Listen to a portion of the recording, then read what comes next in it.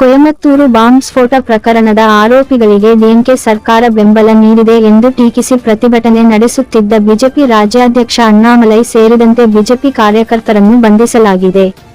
1998ರ Coimbatore bomb ಸ್ಫೋಟದಲ್ಲಿ 58 ಜನರ ದುರಂತ ಸಾವಿಗೆ ಕಾರಣವಾದ ಭಯೋತ್ಪಾದಕನನ್ನು ವೈಭವೀಕರಿಸುವುದನ್ನು ವಿರೋಧಿಸಿ ಬಿಜೆಪಿ ಪ್ರತಿಭಟನೆ ನಡೆಸಿತು.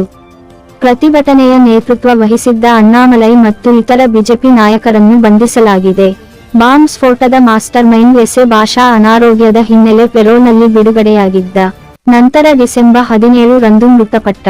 ಭಾಷಾ ಬಾಂಬ್ ಸ್ಫೋಟ ಪ್ರಕರಣದಲ್ಲಿ ಜೀವಾವಧಿ ಶಿಕ್ಷೆಯನ್ನು ಅನುಭವಿಸುತ್ತಿದ್ದ. ಆದರೆ ಪೆರೋಲ್ ಮೇಲೆ ಬಂದು ಆಸ್ಪತ್ರೆಯಲ್ಲಿ ಚಿಕಿತ್ಸೆ ಪಡೆಯುತ್ತಿದ್ದಾಗ ಕೊನೆಯುಸಿರೆಳೆದಿದ್ದಾನೆ. ಮೃತರಿಗೆ ಸಂತಾಪ ಸೂಚಿಸಲು ಸಾವಿರಾರು ಜನರು ಆಗಮಿಸಿದ್ದರು.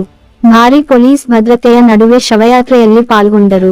58 ಜನರ ಸಾವಿಗೆ ಕಾರಣನಾದ ಅಪರಾಧಿ ಭಯೋತ್ಪಾದಕನ ಶವಯಾತ್ರೆಗೆ ಅನುಮತಿ ನೀಡಿದ್ದಕ್ಕಾಗಿ ಡಿಎಂಕೆ ಸರ್ಕಾರವನ್ನು ಬಿಜೆಪಿ ಗುರಿಯಾಗಿಸಿಕೊಂಡಿದೆ. ಕೊಯಮತ್ತೂರು ಬಾಂಬ್ ಸ್ಫೋಟದ ಹಿಂದಿನ ಭಯೋತ್ಪಾದಕರನ್ನು ಬೆಂಬಲಿಸುತ್ತಿರುವ ಡಿಎಂಕೆ ಸರ್ಕಾರದ ವಿರುದ್ಧ ಹರಿಹಾಯ್ದ ಬಿಜೆಪಿ ಕರಾಳ ದಿನವನ್ನು ಆಚರಿಸಿ ಪ್ರತಿಭಟನೆ ನಡೆಸಿತು.